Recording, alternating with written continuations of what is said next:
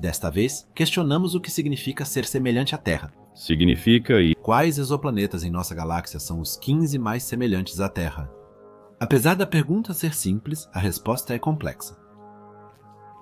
Semelhança com a Terra vai além do que está no papel. Por isso, vamos analisar diferentes exoplanetas de acordo com certos critérios científicos. Quem sabe talvez a gente realmente descubra uma segunda Terra. Primeiro, vamos analisar quais estrelas podem abrigar planetas semelhantes à Terra e quais características elas devem ter para que planetas possam se desenvolver. Depois, vamos abordar os 3 métodos mais conhecidos para buscar exoplanetas e, em seguida, vamos falar sobre o chamado Índice de Semelhança com a Terra. Por fim, analisaremos alguns dos 15 planetas mais parecidos com a Terra na Via Láctea. Um planeta não é nada sem a sua estrela. Esse conhecimento básico da astronomia nos parece óbvio, mas é fundamental quando queremos estudar exoplanetas. Afinal, dizem que há tantas estrelas no universo quanto grãos de areia nas praias da Terra. Portanto, temos um número inimaginável de sóis no universo. A coisa fica mais compreensível quando olhamos para a Via Láctea. A Agência Espacial Europeia informa em seu site internacional que a galáxia tem 100 bilhões de estrelas. Outras estimativas apontam para até 200, 300 ou até mesmo 400 bilhões de estrelas. Quantas realmente existem em nosso lar galáctico, nós não podemos saber. Isso também não faz diferença, pois esses números vão além da nossa compreensão de quantidades. Compreensão. Apenas uma fração dessas estrelas possui planetas e, por sua vez, apenas uma pequena parte deles é, no sentido mais amplo da palavra, semelhante à Terra. Assim, provavelmente, a galáxia está repleta de milhões e milhões de corpos celestes aos quais poderíamos atribuir essa característica. Mas aqui estamos falando apenas de pura teoria, porque, até agora, milhares de planetas fora do Sistema Solar foram descobertos. Mas a coleta de dados mais detalhados é quase impossível devido às distâncias de anos-luz e às dificuldades de observação associadas a isso. Mas, desses centenas de bilhões de estrelas, nem todas são adequadas para a formação de sistemas planetários. Apenas estrelas com um alto teor de elementos mais pesados, além do hidrogênio e do hélio, os 2 elementos mais comuns no cosmos, podem formar planetas. Isso é chamado de metalicidade. Um termo que não descreve exatamente quanto ferro ou outros metais uma estrela possui, mas sim quantos elementos mais pesados que hidrogênio e hélio estão presentes em uma estrela. Esses elementos mais pesados são absolutamente necessários para a formação dos núcleos de planetas rochosos ou mesmo de planetas gasosos. Quais estrelas têm alta metalicidade? Bem, se olharmos para como as estrelas nascem e eventualmente morrem, faz sentido que, após o Big Bang, tenha existido em algum momento uma espécie de primeira geração de estrelas. Como após o Big Bang só havia hidrogênio e hélio no universo, durante muito tempo não puderam se formar planetas. As primeiras estrelas devem ter sido, em sua maioria, objetos extremamente massivos e de vida muito curta. Muitas provavelmente viveram só alguns milhões ou centenas de milhares de anos, porque estrelas massivas consomem seu material mais rapidamente do que estrelas de menor massa. Nos núcleos dessas estrelas massivas, assim como em todas as estrelas do universo e, é claro, também em nosso próprio Sol, ocorreu e ocorre a fusão nuclear.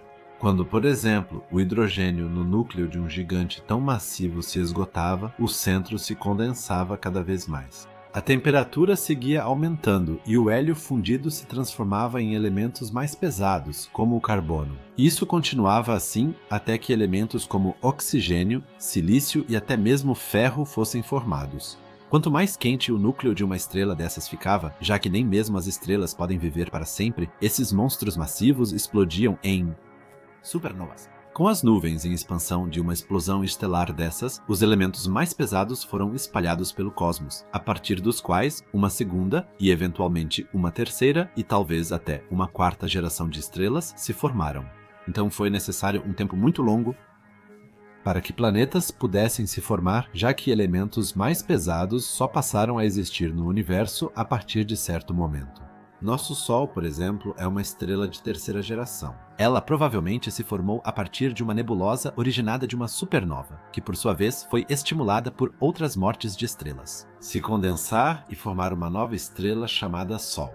Sol é latim para Sol. Como a nuvem primordial da qual o Sol se formou obviamente também continha elementos mais pesados em quantidade suficiente, foi possível a formação de planetas. Nosso sistema solar surgiu com seus planetas após a morte de estrelas anteriores. Em outras palavras, a Terra e toda a matéria formada pela fusão nos núcleos das estrelas. Os seres vivos existentes são nada mais do que uma forma auto-organizadora de poeira estelar, que, por circunstâncias incríveis, acabou dando origem a seres vivos conscientes de si mesmos. Agora que sabemos sob quais condições os planetas puderam se formar, vamos abordar alguns métodos muito interessantes para descobrir exoplanetas na Via Láctea. Quero adiantar uma coisa. A maioria dos métodos usados para descobrir exoplanetas são chamados de métodos indiretos. Os telescópios atuais geralmente ainda não possuem a tecnologia para capturar imagens diretas de exoplanetas. Embora algumas exceções pareçam contrariar essa regra, os planetas que puderam ser diretamente capturados até agora são claramente minoria. Esses 3 métodos indiretos são chamados de método da velocidade radial, método da astrometria e, por fim, método do trânsito. A maioria dos planetas é e foi descoberta pelo chamado método da velocidade radial, que é utilizado principalmente por telescópios baseados na Terra. É que é necessário a luz de uma estrela que passa por um prisma e é decomposta em um espectro, semelhante a como um arco-íris é formado pela luz do Sol que passa pela chuva. Se esse espectro for ampliado, é possível ver linhas pretas sobrepostas ao espectro. Essas linhas espectrais correspondem ao comprimento de onda da luz que determinadas substâncias, absorvidas pela superfície da estrela de onde vem a luz do Sol, representam.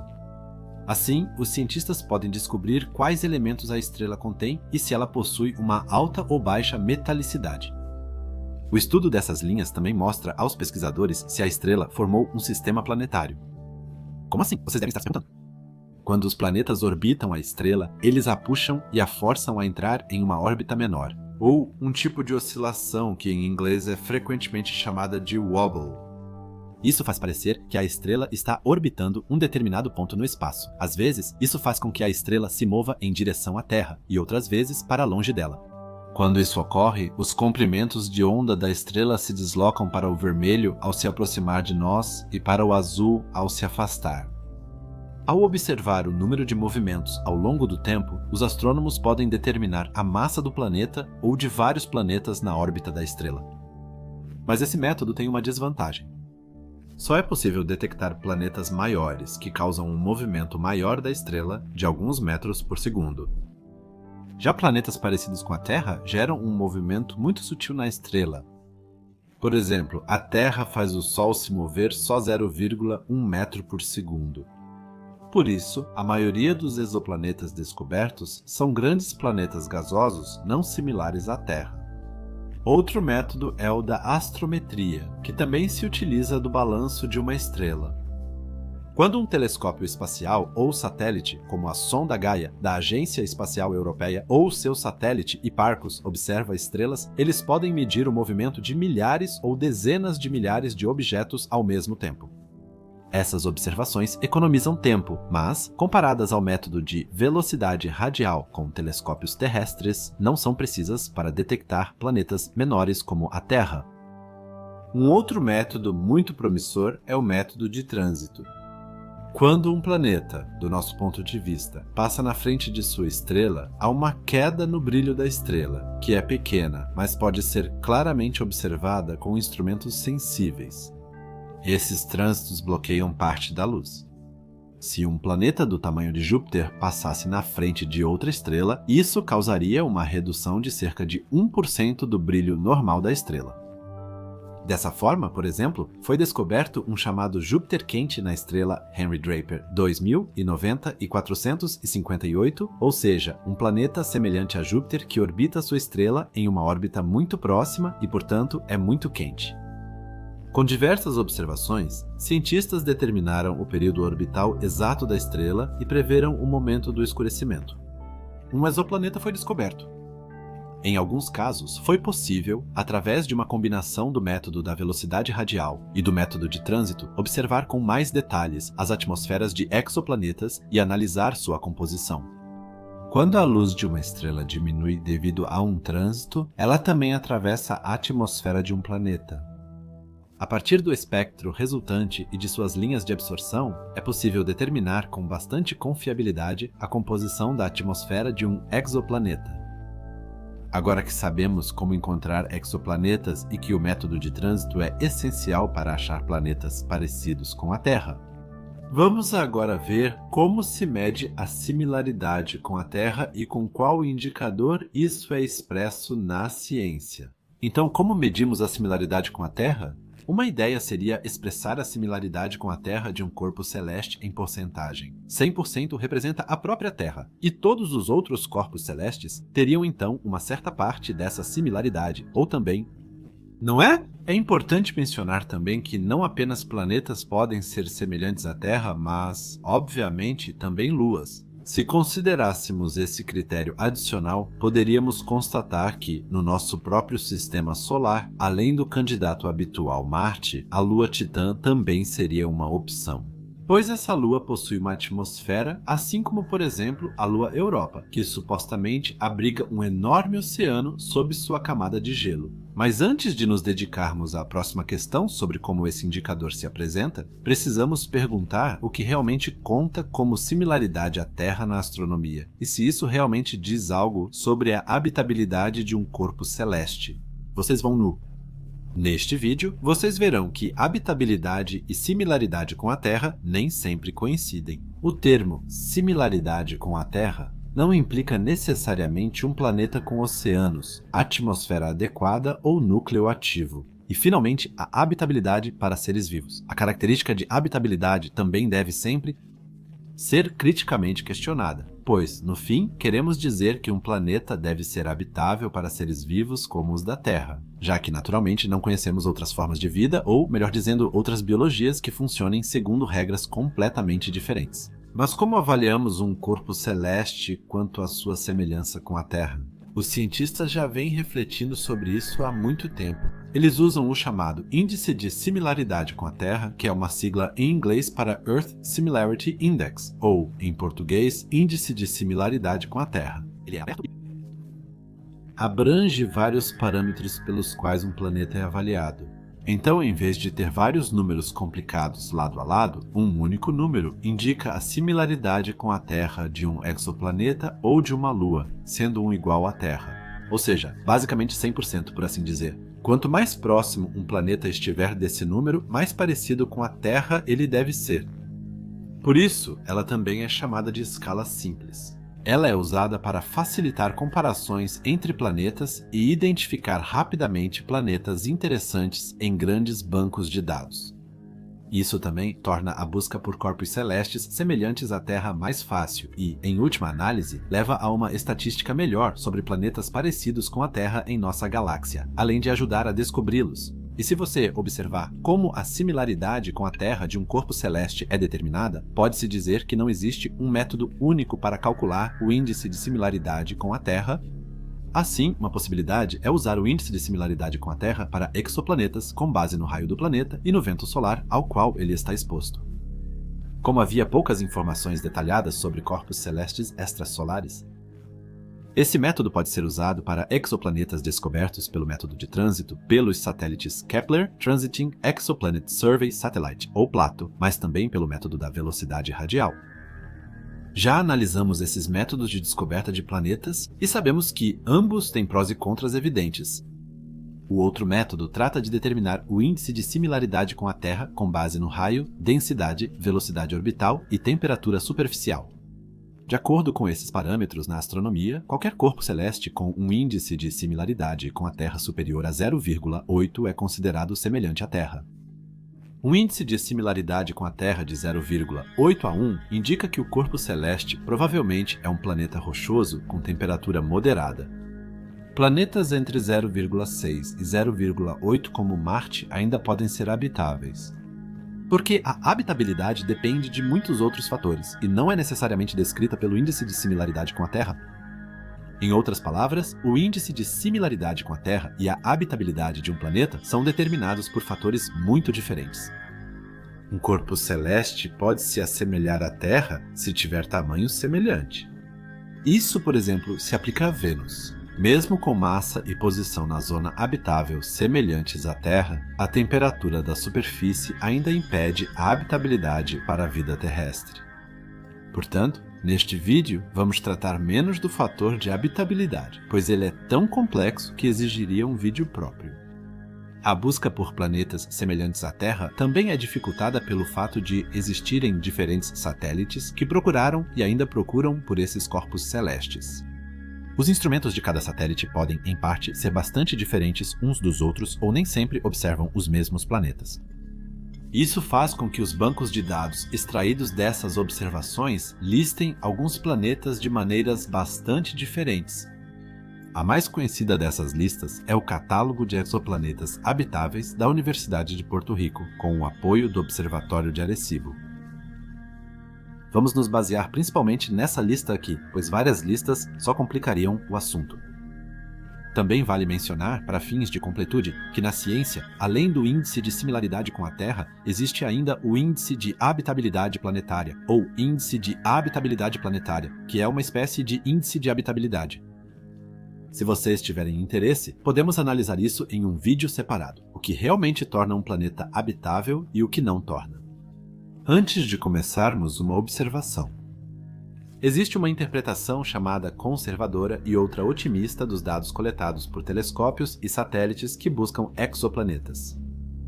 Conservadora significa que aqui só são considerados candidatos semelhantes à Terra, que em termos de massa e raio estão próximos da Terra. Enquanto a interpretação otimista inclui também planetas para os quais se faz vista grossa em alguns critérios.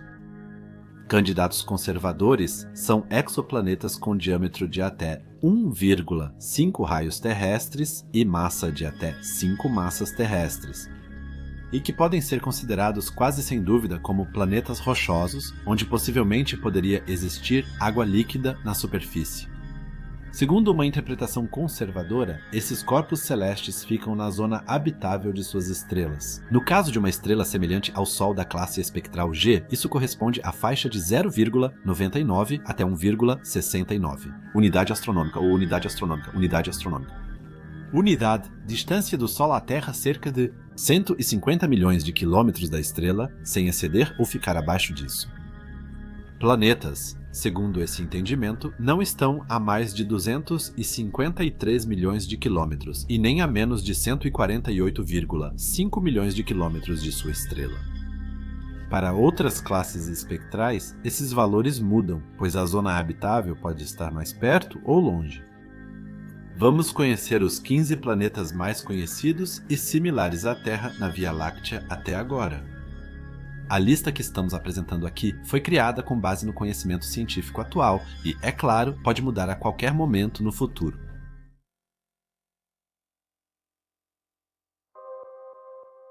Começamos com o 15º lugar, com o planeta que tem o nome discreto de Gliese 667 CF. Ele tem similaridade de 0,77 com a Terra e é chamado Gliese 667 CF. Ele é um verdadeiro gigante, mas está longe de ser o planeta mais massivo da nossa lista.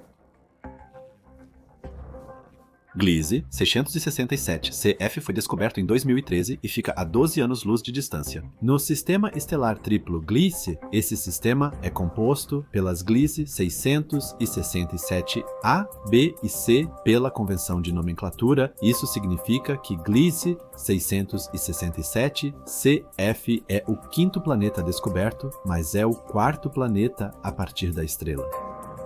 Ao todo, provavelmente há 7 planetas nesse sistema, muitos deles chamados superterras, que têm várias vezes a massa da Terra. O sistema Gliese 667 foi o primeiro encontrado com toda a sua zona habitável preenchida. Gliese 667 CF fica no centro da zona habitável de sua estrela. Anã vermelha com 31% da massa do Sol e 1,4% de sua luminosidade. Gliese 667 CF deve ser travado por rotação, mostrando sempre o mesmo lado para sua estrela. Ele orbita a estrela em apenas 39 dias a uma distância de cerca de 22.500.000 quilômetros. O que, considerando a baixa produção de energia de Gliese 667c, lembrando que ele tem apenas 1,4% do brilho do nosso Sol, é perto e longe o suficiente para não ser queimado pela estrela nem congelado pela ausência de luz estelar. CF está na lista pois sua massa não é de uma superterra e está no centro da zona habitável da estrela. Infelizmente, sem mais dados, sua semelhança com a Terra pode aumentar ou diminuir. O próximo planeta da lista também está no sistema Gliese 667c, mas é um planeta totalmente diferente do seu irmão menor.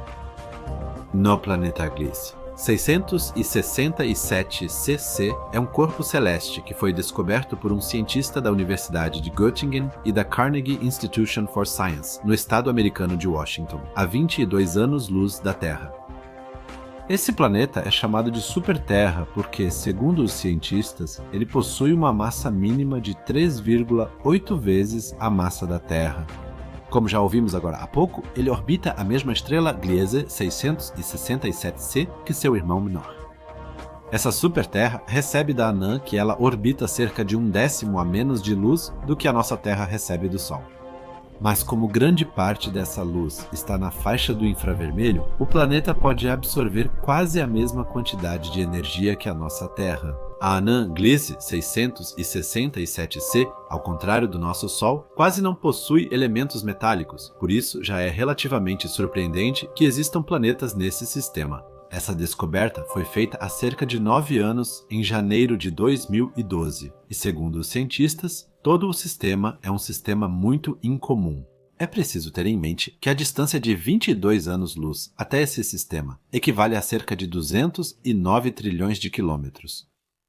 Os pesquisadores descobriram a nova superterra enquanto, na verdade, estavam investigando outros planetas nesse sistema. Então, é interessante ver que não apenas um planeta semelhante à Terra pode existir em um sistema. Aqui, agora estamos na 13ª posição com o planeta Wolf 10.061c, que orbita a estrela de mesmo nome, Wolf 10.061, a cerca de 13,8 anos-luz de distância. O planeta está localizado na zona habitável de sua estrela e é o segundo planeta mais próximo da estrela central em todo esse sistema. Com mais de 1,5 raios terrestres, Wolf 10.061c é considerado uma superterra, e devemos lembrar também que ele possui uma massa mínima de 4,3 massas terrestres.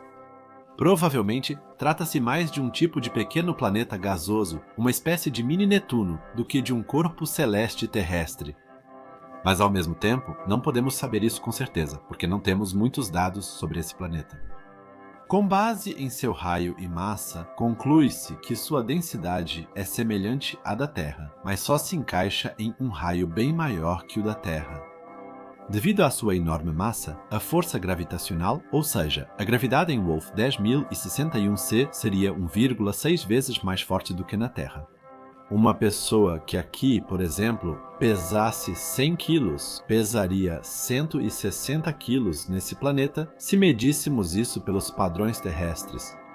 A distância estimada desse planeta é de aproximadamente 0,084 unidades astronômicas de sua estrela, ou seja, menos de 15 milhões de quilômetros. Ele está na borda interna da zona habitável de Lobo 1066, a partir de cerca de 0,037 a 0,19 unidade astronômica, chega a quase 30 milhões de quilômetros. Devido à sua curta distância da sua estrela, esse planeta pode ter uma rotação sincronizada. Por causa disso, assim como em outros exoplanetas, e também em outros planetas semelhantes à Terra, com os quais lidamos aqui, é muito provável que na linha entre o dia e a noite desse planeta possa existir água líquida. Se o planeta, por exemplo, tivesse uma atmosfera suficientemente densa e gases de efeito estufa em quantidade suficiente, o calor do lado diurno poderia se estender até o lado noturno. E então, teoricamente, não só a região entre o dia e a noite, mas talvez até o lado noturno poderia ser habitável. Se não for esse o caso, então provavelmente existem temperaturas extremamente frias no lado noturno. E simplesmente não há possibilidade de que a vida surja ali. O próximo planeta da nossa lista é Kepler 442b, também chamado KOI 442.0. Um parêntese. Quem é que consegue lembrar de todos esses nomes? Fecha parêntese. Ele é um exoplaneta provavelmente do tamanho da Terra que orbita a estrela K Kepler 442 orbita. Não se sabe muito sobre sua massa, mas estima-se que ele tenha cerca de 4 vezes a massa da Terra no espaço, porque possui um raio de 1,43 raios terrestres. O planeta é um pouco maior do que a nossa Terra e provavelmente também possui uma massa maior. Ele orbita uma estrela do tipo K, que é uma classe de estrela cuja massa fica entre a do nosso Sol e a de uma anã vermelha. Estrelas tipo K possuem entre 0,5 e 0,8 massas solares. Elas vivem um pouco mais do que o nosso Sol, por exemplo, com seus 15 bilhões de anos, mas são muito menos duradouras do que as anãs vermelhas, que podem existir por vários trilhões de anos. O interessante sobre uma estrela do tipo K é que alguns astrônomos consideram esse tipo de estrela como o mais favorável à vida em todo o universo. Exatamente porque elas não têm uma atividade tão alta quanto, por exemplo, uma anã vermelha, mas também porque têm menos massa do que, por exemplo, o nosso Sol e, por isso, vivem mais tempo. Assim, a vida em um planeta como o Kepler 442b teria mais do que tempo suficiente para se desenvolver. Quando foi anunciada sua descoberta em 2014 a 2015, o Kepler 442b era considerado um dos planetas mais semelhantes à Terra em termos de tamanho e temperatura. Isso foi até descobrirem o sistema Transiting Planets and Planetesimal Small Telescope e encontrarem planetas ainda mais parecidos com a Terra do que o Kepler 442b. Quais são exatamente as características desse planeta e se ele será promovido ou rebaixado no índice de similaridade com a Terra, isso, é claro, só poderá ser mostrado por investigações futuras. Existe uma esperança de que o telescópio espacial James Webb, que pode coletar uma quantidade enorme de informações e possui uma precisão nunca antes vista em telescópios espaciais, possa ajudar. E assim pode ser que, graças ao telescópio espacial James Webb, seja descoberto que esse planeta talvez seja um corpo celeste extremamente favorável à vida. Já podemos adiantar isso para vocês. TRAPPIST-1 é um dos 2 planetas do mesmo sistema que conseguiram entrar na nossa lista. Se a lista passasse de 24 posições, teríamos até 4 planetas TRAPPIST, todos do mesmo sistema e com alta semelhança à Terra.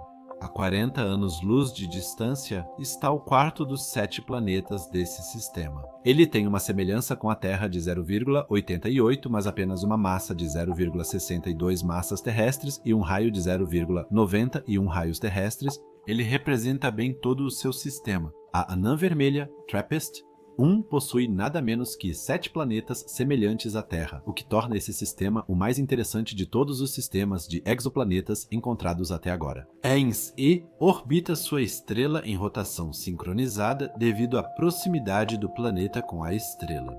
Um lado do planeta tem luz solar constante, enquanto o outro permanece sempre escuro. Sob certas condições adequadas e propriedades atmosféricas favoráveis, poderia haver água líquida na superfície do planeta. Mas como pouco se sabe sobre a química de um E, só podemos especular. Ele está bem no meio da zona habitável e possui mais da metade da massa da Terra sozinho. Esses fatos levaram a um índice de 0,78 em algumas publicações, ou, no site de onde retiro meus dados, de 0,58. Com mais observações, veremos se o planeta continuará sendo uma esperança para a existência de água líquida ou se será rebaixado no índice de similaridade com a Terra.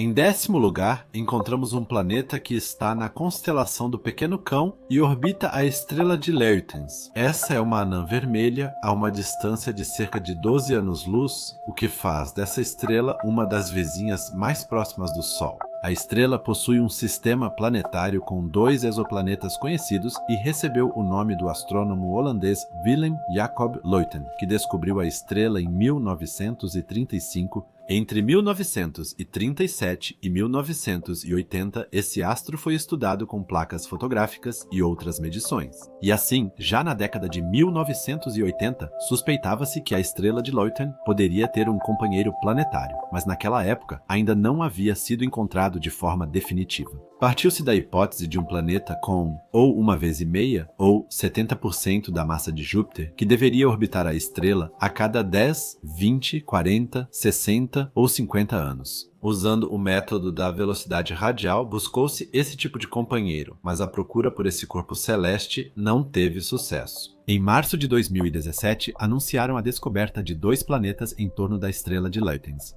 Ambos os planetas são conhecidos como GR-273b e GR-273c e possuem, respectivamente, 2,9 vezes e 1,2 vezes a massa mínima da Terra. Principalmente o Gliese 273b parece ser muito interessante. Ser, pois com massa 2,9 vezes maior que a da Terra, não é só uma superterra, mas também orbita a estrela em cerca de 18,7 dias, enquanto seu irmão um pouco menos massivo, o Gliese 273c, orbita a estrela em 4,7 dias. Esta estrela é uma anã vermelha, ou seja, ela emite muito pouca luminosidade em comparação com o nosso Sol. Apesar da baixa luminosidade, o Gliese 273c, planeta mais próximo da estrela, provavelmente é extremamente quente. Enquanto o Gliese 273b, devido à sua maior distância, recebe muito menos luz solar, mas ainda assim está na zona habitável. Também não se sabe se esse planeta possui uma atmosfera muito densa ou menos densa. Pesquisas futuras ainda precisam revelar tudo isso. Visitamos ROS 128b há apenas 11 anos-luz, sendo o segundo exoplaneta mais próximo após Próxima Centauri b. Foram necessários quase 10 anos até que, a partir de diversos dados de velocidade radial da estrela ROS 128, se pudesse concluir que há um exoplaneta orbitando a anã vermelha. Embora o raio deste planeta não seja conhecido com precisão, estima-se entre 0,5 e 3 raios terrestres, sua massa foi definida em pelo menos 1,35 massas terrestres. Cientistas suspeitam que ROS 128b tenha temperatura parecida com a da Terra, podendo ser candidato ao desenvolvimento da vida.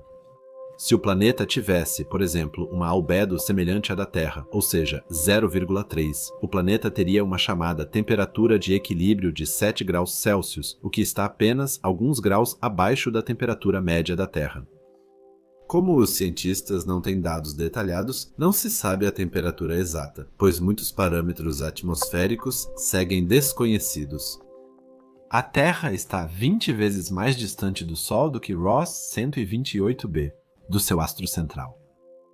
Isso equivale a 7,3. 8 milhões de quilômetros separam o planeta da anã vermelha, em comparação a uma distância de cerca de... A distância entre a Terra e o Sol é de 150 milhões de quilômetros. Como o planeta está muito perto da estrela, deve ter rotação sincronizada, mantendo um lado sempre voltado para a anã vermelha. Quais são as características mais detalhadas desse planeta? Isso pode ser revelado por telescópios da próxima geração, como o telescópio espacial James Webb no espaço ou o telescópio extremamente grande na Terra, no SHIELD, que ainda está em construção e deve entrar em operação nesta década. Aliás, eu também fiz um documentário sobre ambos os telescópios, que vocês podem encontrar na descrição do vídeo ou aqui no canto superior direito. Mais uma vez, um sistema estelar com 2 candidatos interessantes.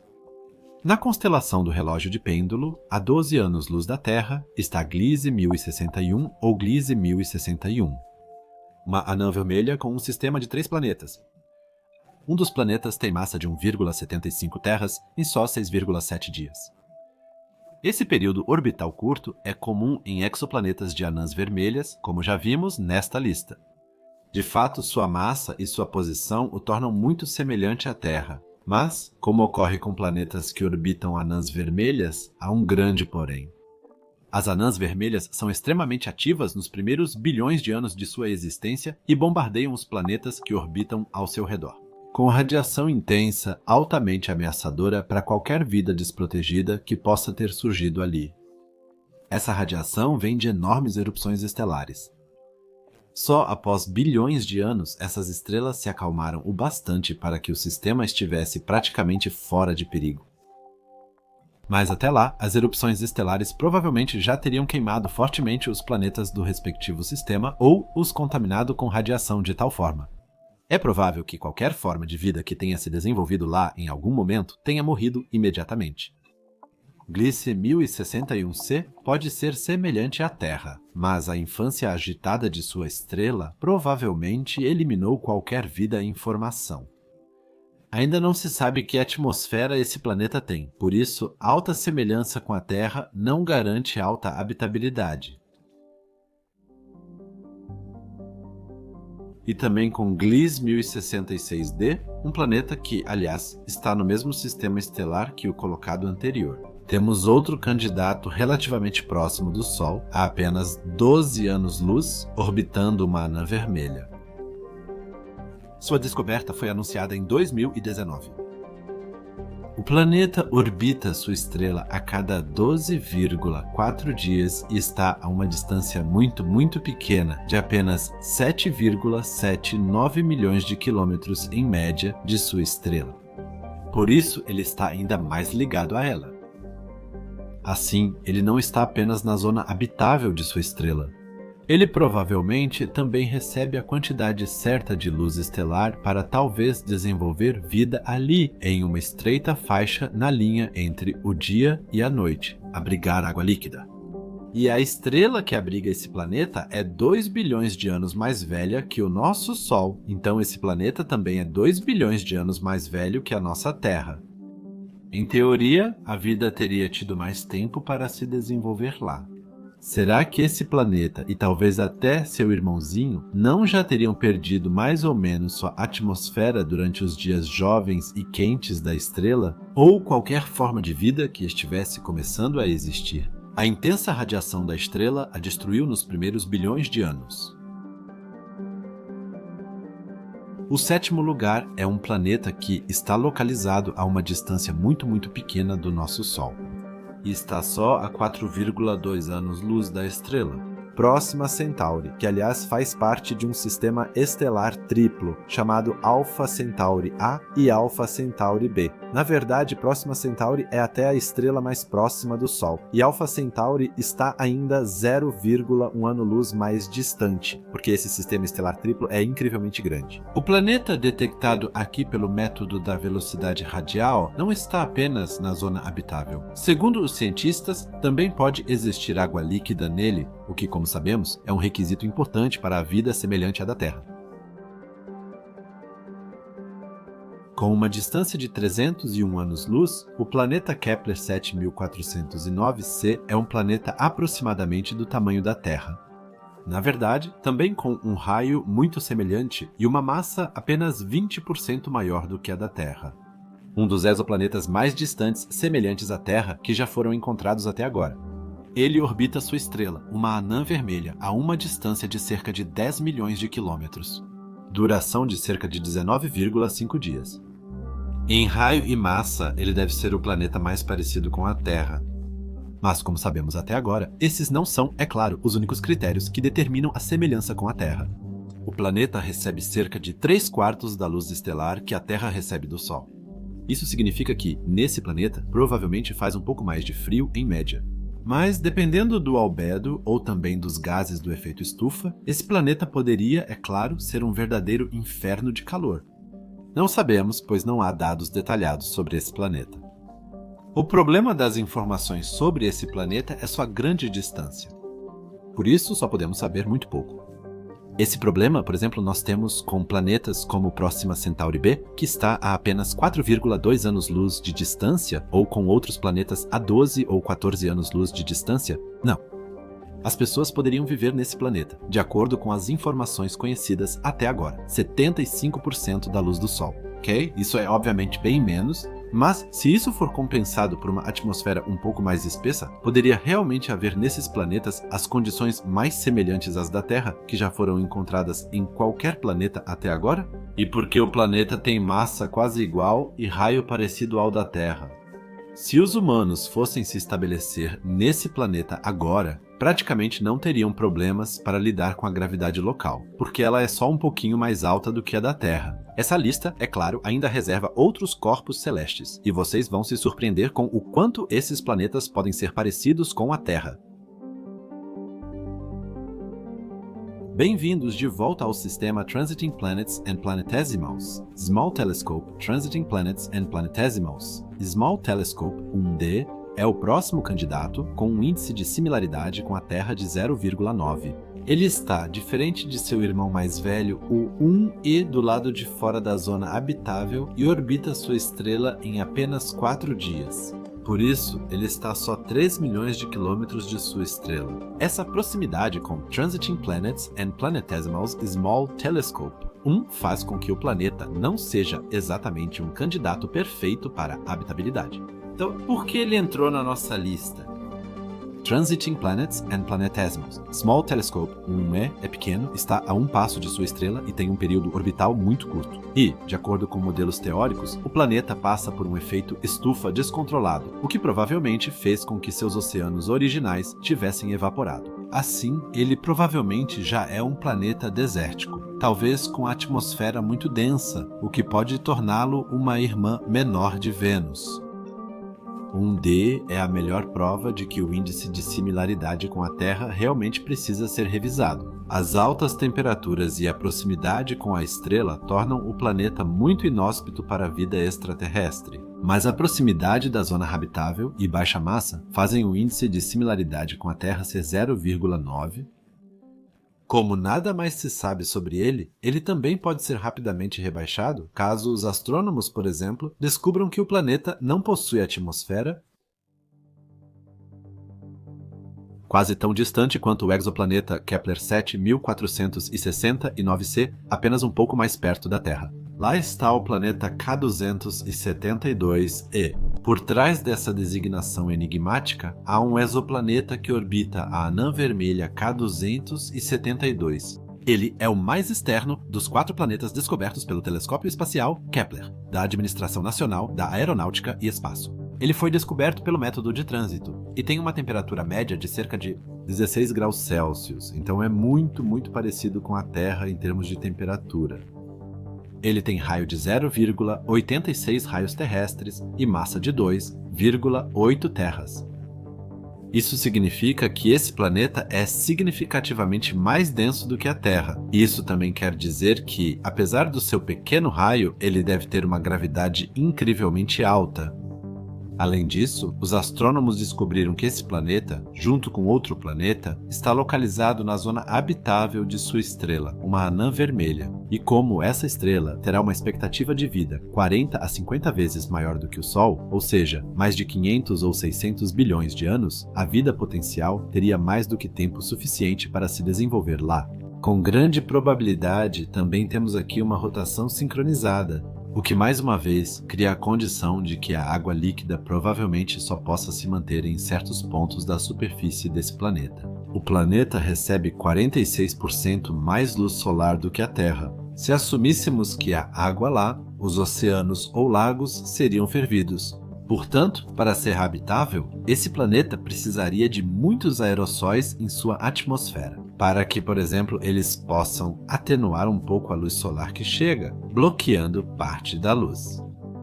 Como os aerossóis em um planeta com gravidade tão alta caem naturalmente ao solo, é improvável, e podemos dizer que o planeta provavelmente não é habitável.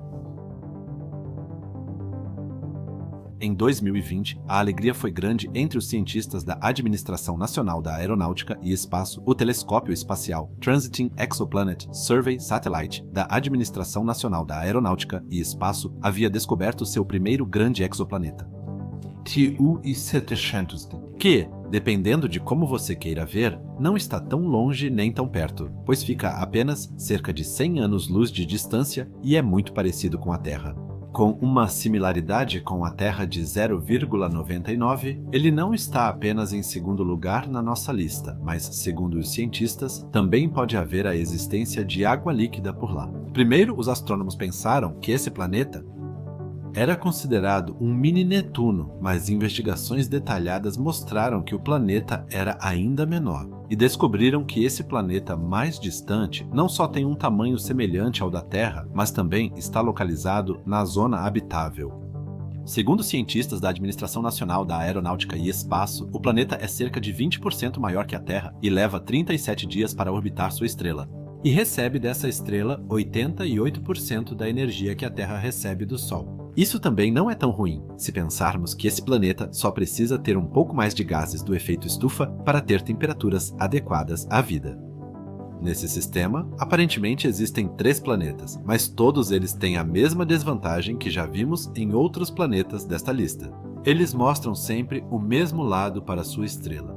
Entre outras coisas, por causa dessa característica, os cientistas também não querem falar de uma segunda Terra, pois é claro que não haverá uma cópia exata da Terra neste universo. A Administração Nacional da Aeronáutica e Espaço prefere falar em planetas do tamanho da Terra ou semelhantes à Terra. E a existência do planeta na zona habitável significa apenas que o planeta está em um ambiente estelar onde a água líquida é possível. Se ele também é habitável, é uma questão completamente diferente. E se ele fosse habitável, então a vida nesse planeta certamente seria completamente diferente do que encontramos aqui na Terra. Mas agora estamos chegando lentamente ao primeiro lugar. O que vocês acham? Qual exoplaneta está em primeiro lugar na nossa lista e é considerado atualmente o exoplaneta mais semelhante à Terra de todos? Agora chegamos ao primeiro lugar. Qual é o exoplaneta mais parecido com a Terra já conhecido? É sobre esse planeta que vou falar agora. Ele tem um nome muito incomum. Ele se chama Estrela Teegarden B. É um exoplaneta que está localizado na zona habitável da estrela Teegarden. Anã Vermelha a 12 anos-luz do Sistema Solar. Ele é um dos exoplanetas mais próximos da Terra, com similaridade de 0,95. É o exoplaneta mais parecido com a Terra. Mas como essa alta similaridade com a Terra é possível? Teegarden Star é o planeta mais interno do seu sistema. Ele tem uma massa mínima de 1,05 massas terrestres e um raio ainda desconhecido. Cientistas estimam que ele pode ser apenas alguns quilômetros maior ou menor que a Terra, dependendo de sua densidade. Ele é o planeta mais parecido com a Terra em tamanho e massa nesta lista. Porém, essa semelhança com a Terra é reforçada por outra vantagem do sistema. A estrela Teegarden, uma anã vermelha, tem 9% da massa do Sol e temperatura superficial de 2.600 graus Celsius, comparado ao Sol, que tem entre 5 e 6 mil graus Celsius. Ele é muito mais velho que o Sol, com uma idade de 8 bilhões de anos. Com isso, essa estrela é 3 bilhões de anos mais velha que o Sol. Ou seja, essa estrela deixou sua fase quente e ativa há muito tempo. Pesquisas mostraram que a anã vermelha é realmente muito calma e inativa, o que significa que esse planeta não recebe muita radiação de sua estrela. No entanto, ele recebe exatamente a quantidade de luz solar suficiente para que não seja nem muito quente, nem muito frio. A baía da estrela Teegarden é considerada o exoplaneta ideal para a vida extraterrestre ou presença de água líquida. Ainda não sabemos detalhes específicos. Sua proximidade de 12 anos-luz indica que a próxima geração de telescópios trará muito mais informações sobre essa estrela. Esse planeta poderão ser descobertas. Portanto, esse planeta não está apenas entre os primeiros lugares na lista de similaridade com a Terra, mas provavelmente também estaria entre os primeiros em uma lista que trata da habitabilidade dos planetas. Já analisamos 15 planetas diferentes. Por fim, temos Gliese 667 CF. Outro planeta similar no sistema é Gliese 667 CC. E também tivemos vários sistemas nesta lista que realmente abrigam vários planetas semelhantes à Terra. No entanto, a maioria desses planetas possui uma massa relativamente alta, tornando a vida como a que existe na Terra muito improvável. Quem sabe como a vida extraterrestre pode se desenvolver em exoplanetas? Esse é um tema que merece um documentário próprio. No entanto, chegamos agora, na nossa lista, à categoria dos planetas mais parecidos com a Terra, onde eles não só têm um tamanho muito semelhante ao da Terra, mas também uma massa muito parecida. E cujas estrelas, na maioria das vezes anãs vermelhas, são muito inativas. Em comparação com os últimos planetas, a maioria dos primeiros nesta lista tem uma anã vermelha bem inativa. Parece então ser uma espécie de pré-requisito para que a vida ou água líquida possa se desenvolver em tais planetas.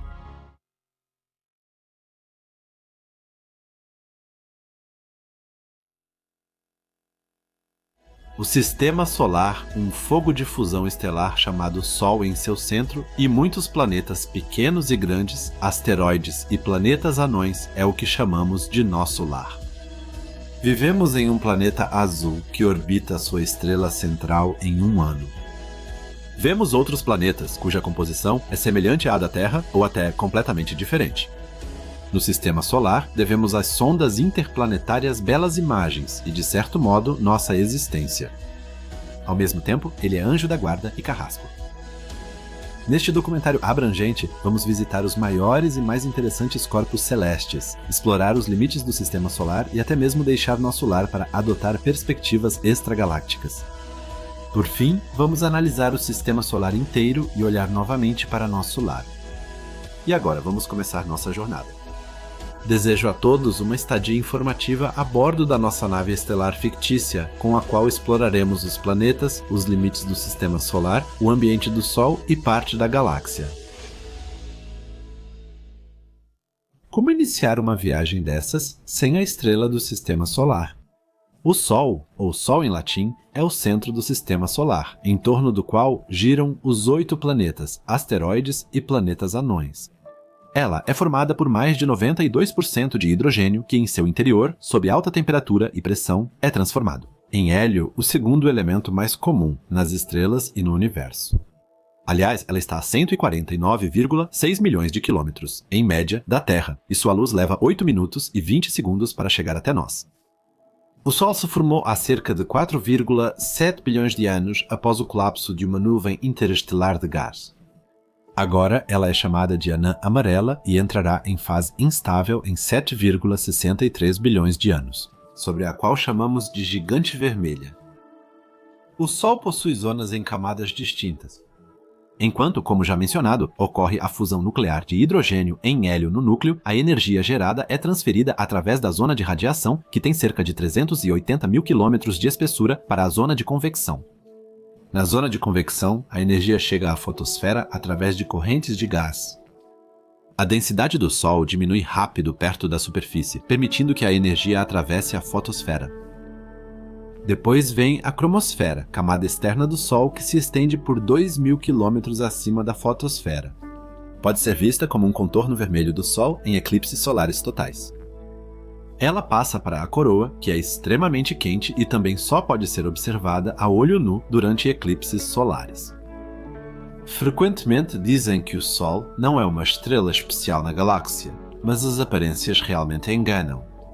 O Sol é uma estrela solitária, sendo uma exceção. Aproximadamente metade das estrelas da Via Láctea, e possivelmente do Universo, são binárias. Mais de 15% são sistemas triplos, sem mencionar sistemas estelares quádruplos ou quíntuplos. Mais de 75% dos sistemas estelares da galáxia têm um companheiro. Da mesma forma, Sol também parece ser uma estrela relativamente calma e pouco ativa. Estrelas como Alpha Centauri A, B e anãs vermelhas apresentam, segundo astrônomos, muito mais atividade em manchas solares ou protuberâncias que o Sol. A vida na Terra provavelmente existe graças a uma estrela tranquila e estável. Vamos avançar milhões de quilômetros no Sistema Solar até Mercúrio, o planeta mais próximo do Sol. Mercúrio é o planeta mais próximo do Sol, além de ser o menor e menos massivo do Sistema Solar. Seu tamanho e composição o caracterizam como um chamado corpo celeste terrestre. Assim, ele pertence ao mesmo grupo que Vênus, Terra e também Marte e, curiosamente, até a maioria das luas do Sistema Solar. Por isso, ele também costuma ser chamado de semelhante à Terra, mas esse termo é muito problemático. Quando lidamos com um corpo celeste como Mercúrio ou outros, isso já se deve apenas à sua posição próxima ao Sol. Então, preferimos falar de um corpo celeste terrestre, não se fala em semelhança com a Terra. Por estar mais próximo do Sol, ele possui a maior velocidade orbital média de todos os planetas. Em média, ele se move a 47,36 km por segundo e leva 88 dias para dar uma volta ao redor do Sol. Em 1889, acreditava-se que Mercúrio tinha rotação sincronizada, girando uma vez em seu eixo a cada órbita ao redor do Sol. Isso ocorre com corpos celestes muito próximos de sua estrela ou planeta. Rotações sincronizadas ocorrem na Lua em relação à Terra, em quase todas as luas dos gigantes gasosos e provavelmente em exoplanetas, entre as estrelas anãs vermelhas, mas nosso Mercúrio não está entre elas. Ele tem uma rotação ressonante 3,2 girando 3 vezes em si para cada 2 voltas ao redor do Sol. Sua grande proximidade. O Sol faz de Mercúrio um planeta de contrastes absolutos. As temperaturas diurnas em sua superfície podem atingir um máximo de bem mais de 400 graus Celsius, enquanto no lado oposto ao Sol podem chegar a até menos 170 graus Celsius. Naturalmente, o planeta não possui uma atmosfera como a da Terra. Só alguns quilos de gás ficam distribuídos na superfície como exosfera, uma camada gasosa bem distante. Na Terra, a exosfera está a 500 km da superfície e é bem mais densa que a de Mercúrio. Assim como Vênus, Mercúrio não possui Lua, tornando esses corpos celestes os únicos planetas do Sistema Solar sem satélites naturais. Vamos avançar cerca de 50 milhões de quilômetros rumo à Terra e parar em um planeta aparentemente discreto, Vênus. Vênus, segundo planeta do Sol, chama a atenção dos astrônomos por sua atmosfera muito densa.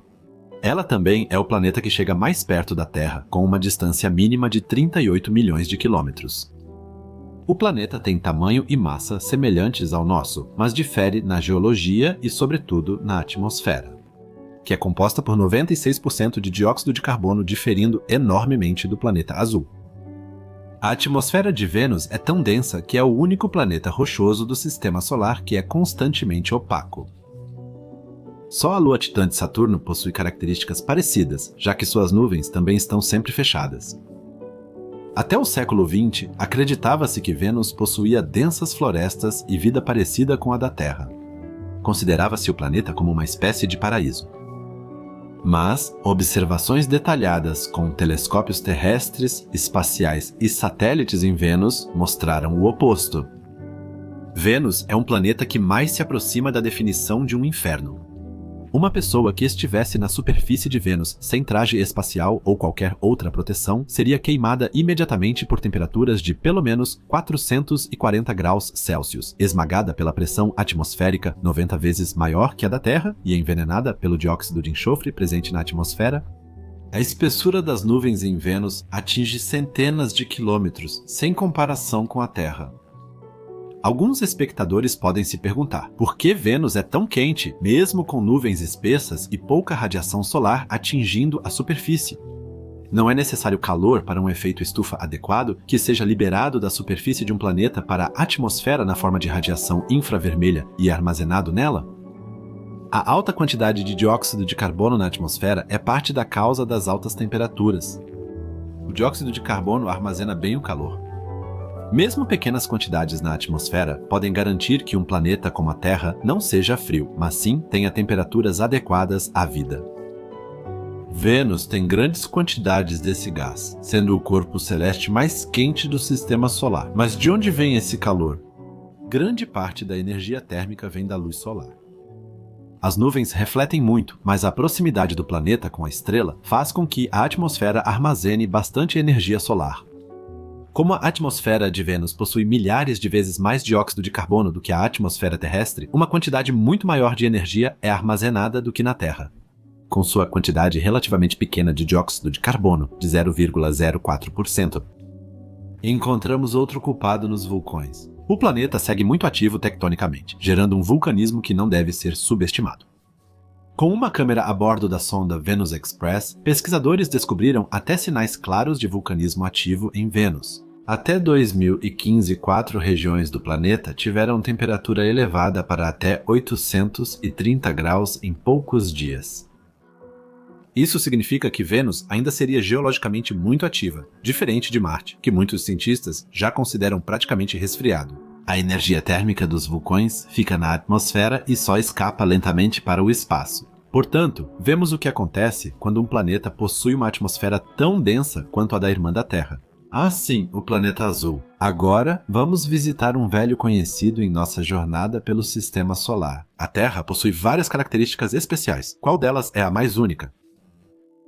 A Terra tem um diâmetro de 12.742 km e gira a cerca de 1.670 km por hora, completando uma volta a cada 23 horas, 56 minutos e 4 segundos em torno de si mesma. Com quase 30 km por segundo, ela orbita o Sol, levando 365 dias para completar uma volta. Existem 4 estações do ano, originadas principalmente pela inclinação do eixo da Terra, não pela distância do Sol. A Terra mantém a mesma inclinação, alternando a direção do Polo Norte e Sul em relação ao Sol. No verão do hemisfério norte, ele recebe mais luz solar. No inverno, o hemisfério sul recebe mais. O planeta azul reúne todas as características citadas, e por isso, provavelmente, é um dos planetas mais raros da Via Láctea. Não conhecemos nenhum outro planeta que permita a existência de vida. Essa vida só é possível porque uma série de condições foi criada. Existe uma atmosfera respirável para os seres vivos. A Terra não é nem grande demais, nem pequena demais. Ela possui uma camada de ozônio que bloqueia a radiação cósmica prejudicial ao DNA. Ela possui núcleo planetário líquido e ativo, que aquece as rochas acima e causa a tectônica de placas. Isso causa reciclagem de matéria a longo prazo e aquece o planeta internamente. A Terra tem uma lua muito grande em relação a outros planetas, que desacelera a rotação do planeta e estabiliza o eixo da Terra. E várias outras condições igualmente essenciais para a vida.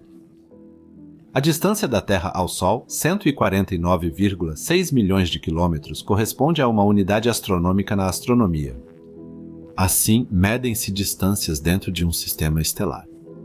A Terra está, assim, exatamente na distância certa do Sol para possibilitar a vida. Se estivesse mais próxima do Sol, provavelmente seria quente demais. Se estivesse mais distante, seria frio demais.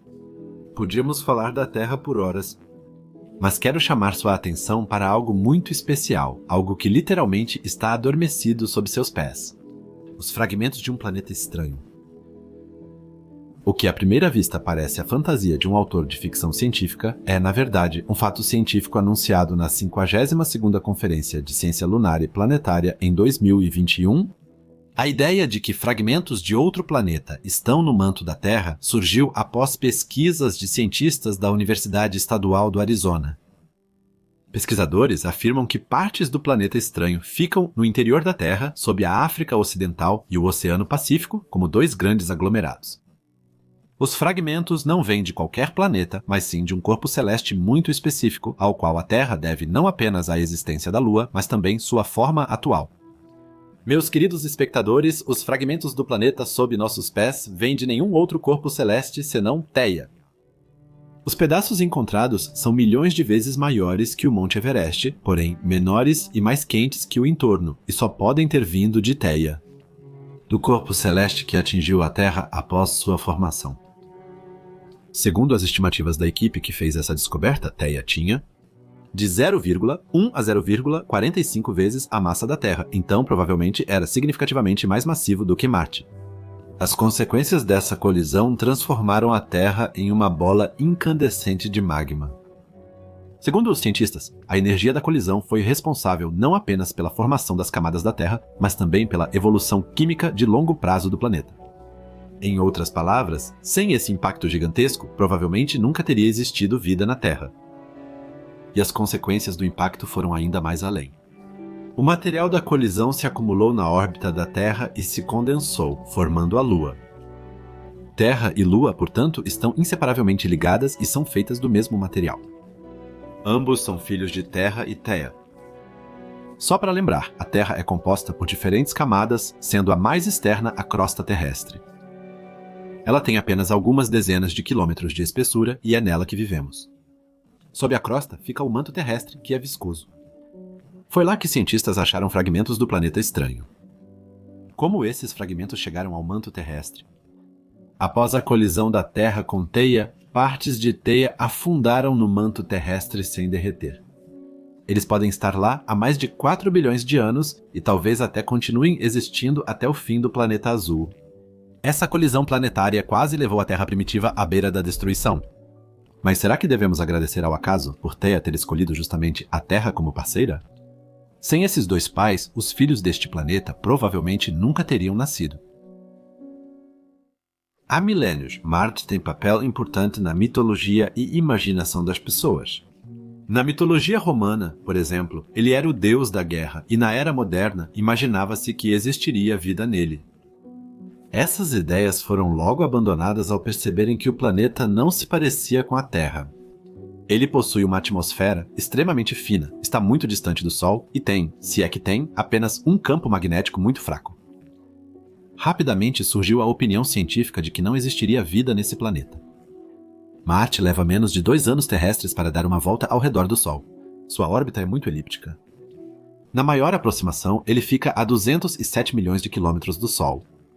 No ponto mais distante da órbita, ele fica a 249 milhões de quilômetros. Sempre foi chamado de planeta vermelho por conter muito ferro e água. O ferro está nas rochas do planeta.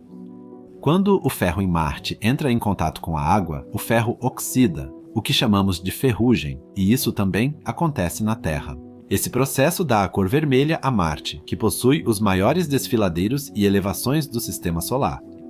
O vulcão Olympus Mons é a montanha mais alta, ou seja, o vulcão mais alto de todo o Sistema Solar. O Valles Marineris é o maior sistema de cânions de todos os planetas. Esses cânions atingem até 7 km de profundidade, 4.000 de extensão e 700 de largura. Para comparação, o Grand Canyon tem apenas 450 km de comprimento, o que faz com que os sistemas de cânions em Marte sejam mais de 15 vezes maiores. Marte é quase inativo geologicamente, então todos seus vulcões são considerados extintos. Ele não tem mais campo magnético porque seu interior esfriou. Assim, a radiação cósmica alcança a superfície de Marte, mantendo baixa a chance de vida no planeta vermelho. Em setembro de 2022, uma manchete circulou dizendo que haviam encontrado indícios de vida em Marte. Rapidamente, a mídia se empolgou e trouxe manchetes precipitadas que soavam como se tivessem descoberto vestígios de vida extraterrestre. O rover Perseverance examinava amostras de rochas na cratera Jezero, em Marte. Jezero é um antigo lago que, nos tempos em que o planeta ainda tinha água, era alimentado por um grande delta de rio. Isso foi há 3,5 bilhões de anos. Atualmente, o lago ou cratera está seco. Perseverance examinou algumas pedras e descobriu nelas altas concentrações de material orgânico. Um líder da missão, Perseverance, afirmou que grandes quantidades desse material orgânico só costumam ser encontradas na Terra, onde são vistas como restos de seres vivos. Como quase toda a vida conhecida é composta de hidrogênio e carbono, isso também é um forte indício de um passado habitado do planeta vermelho. Porém, é difícil afirmar com certeza se indicam vida extraterrestre. Existem, na verdade, muitos outros processos que podem produzir depósitos orgânicos. O carbono é formado no interior das estrelas e é um elemento bastante reativo. Se você o isola e impede interações com outras substâncias, ele mantém seu estado original. Encontrar carbono em Marte não significa necessariamente que também foram encontrados vestígios de uma fauna e flora outrora florescentes. Com exceção da Terra, Marte pode ser considerado o corpo celeste mais bem estudado de todo o Sistema Solar. Nenhum outro objeto tem tantos robôs e satélites em sua órbita. No entanto, se os seres humanos algum dia vão realmente pisar nesse planeta, isso ainda está escrito nas estrelas. Uma viagem a Marte seria muito cara e extremamente perigosa, o que tornaria essa empreitada uma das maiores realizações da história da humanidade. Mas organizações privadas de exploração espacial, como a SpaceX, estão justamente avançando nessa direção. Nunca devemos subestimar até onde o espírito explorador humano pode ir além de seus domínios rumo ao desconhecido. O cinturão de asteroides pode ser entendido como uma grande concentração de pequenos objetos que se encontram entre as órbitas de Marte e Júpiter, abrangendo mais de 650 mil corpos individuais. As órbitas dos asteroides no cinturão variam de 2 a 3,4 unidades astronômicas ou 300 a 510 milhões de quilômetros. Embora se possa pensar, como mostrado frequentemente nos filmes, que os asteroides voam próximos uns dos outros ao redor do Sol, na verdade, as distâncias entre os objetos geralmente chegam a muitos milhões de quilômetros. A massa total do cinturão de asteroides é de apenas 5% da massa da Lua. No cinturão de asteroides, encontra-se, entre outros, o planeta anão Ceres, que tem cerca de 964 quilômetros de diâmetro no Equador, e esse é o maior objeto do cinturão. Outros asteroides conhecidos, como Pallas, o segundo maior do cinturão, provam que eles não são apenas pequenos. Os objetos desse cinturão são restos da formação do Sistema Solar. São considerados planetas impedidos, pois outros já limparam suas órbitas de objetos menores. Esse processo não aconteceu na região do cinturão de asteroides. Durante a formação dos planetas, a maior parte da massa provavelmente foi para Júpiter. Assim, não restou espaço para outro planeta entre Marte e o gigante gasoso. Formaram-se apenas planetas anões como Ceres e asteroides de menores dimensões. Algumas missões foram escolhidas para o cinturão de asteroides. A sonda Dawn estudou o planeta anão Ceres por anos e ainda está em sua órbita. Foi a primeira missão em que uma sonda orbitou 2 corpos celestes diferentes. Após orbitar Vesta por 2 anos, até 2012, a Dawn entrou em órbita ao redor de Ceres 3 anos depois. Sua missão primária era mapear a superfície desse planeta. Astrônomos detectaram sinais de gelo de água usando o telescópio espacial Hubble. Assim, começaram a chamar Ceres de mundo oceânico. Suspeita-se que exista um oceano de água sob uma camada de dezenas de quilômetros de espessura composta de gelo e rocha, semelhante ao que acontece com a Europa de Júpiter ou Encélado de Saturno. A quantidade de água em Ceres, tanto em estado congelado quanto líquido, é estimada em 5 vezes o volume de água doce existente na Terra. O telescópio Herschel detectou vapor d'água em torno de Ceres, mostrando que o planeta anão perde material gasoso continuamente. A perda de água estimada é de cerca de 6 kg por segundo. Quando Ceres está mais próxima do Sol em sua órbita levemente elíptica, parte do gelo provavelmente derrete e se transforma imediatamente em gás. Porém, pensar que há água sobre o gelo pode ser um erro. Ceres é um corpo celeste pequeno que provavelmente esfriou rapidamente após sua formação. Também poderíamos estar diante de um corpo celeste que é completamente feito de gelo, ou seja, totalmente congelado. Ainda não fomos muito longe em nossa jornada até os limites do Sistema Solar. Estamos a apenas 3 ou 4 unidades astronômicas do Sol e já encontramos corpos fascinantes como Mercúrio, Vênus, Terra, Marte e os pequenos planetas do cinturão de asteroides. Agora, porém, estamos diante de um corpo celeste que provavelmente marcou profundamente o nosso Sistema Solar. Chegamos a um planeta cujo impacto quase fez com que o Sol perdesse todos os corpos celestes terrestres. Bem-vindos ao Júpiter, meus queridos espectadores. Júpiter é de longe o planeta mais massivo do Sistema Solar. Ele possui até 7 vezes a massa dos outros planetas somados e, após a Lua, Vênus e Marte, é o terceiro ou quarto objeto mais brilhante no céu noturno. Ele leva mais de 11 anos para dar uma volta ao redor do Sol. Ele tem 1/10 do tamanho do Sol, com cerca de 143 mil quilômetros de diâmetro no Equador, sendo grande em relação aos planetas. Ainda é muito grande. Júpiter se destaca tanto pelo tamanho quanto pela quantidade de luas. Até julho de 2018, mais de 87 luas eram conhecidas em órbita do planeta gasoso. As 4 maiores luas são também as mais visíveis no céu noturno e foram descobertas por Galileu Galilei, Io Ganymedes, Europa e Calisto. Também conhecidas como luas galileanas, devido ao nome de seu descobridor, ficam bem próximas do gigante gasoso.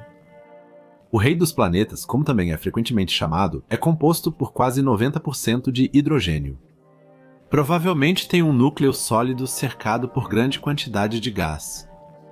Nas camadas superiores da atmosfera, existem inúmeras faixas com diferentes concentrações de gás, que são independentes da rotação do planeta e podem apresentar velocidades de vento de até 600 km por hora. Ao observar o rei dos planetas, o observador certamente nota imediatamente um sistema de tempestade que, devido à sua cor, é chamado de mancha vermelha. Trata-se de uma tempestade muito extensa, maior do que a Terra, que já existe há muitos séculos. Galileu também viu a mancha vermelha. A tempestade provavelmente é sustentada por uma fonte de energia sob as camadas superiores de gás, explicando sua persistência.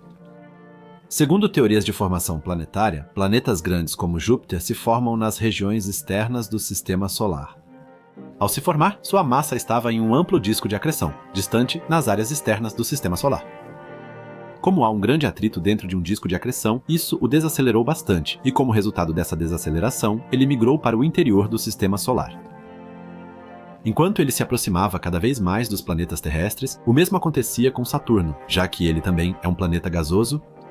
Ele seguia Júpiter e exercia forte atração sobre esse planeta, o segundo maior gigante gasoso do sistema solar. Tivemos sorte por ele existir. Provavelmente impediu que Júpiter, em sua posição atual, chegasse mais perto dos planetas terrestres em sua órbita solar. Isso teria expulsado os planetas internos, feito-os colidirem com Júpiter ou lançado-os ao Sol. Podemos considerar que tivemos sorte por existir um segundo grande planeta gasoso no sistema solar, que evitou que Júpiter causasse mais caos. Vocês já devem imaginar, do rei dos planetas vamos para outro gigante gasoso chamado Senhor dos Anéis. Agora vamos para Saturno. Ao chegar a Saturno, a primeira coisa visível de longe seria seu magnífico sistema de anéis. Não é à toa que ele é considerado o Senhor dos Anéis. Embora Saturno tenha menos de 1/3 da massa de Júpiter, ele é apenas 20 mil quilômetros menor que o maior planeta.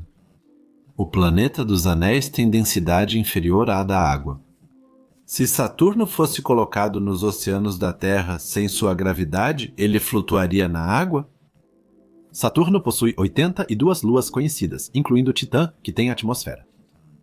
As luas Rhea, Dione, Tétis e Jápito são pequenas comparadas aos padrões de Júpiter e Terra.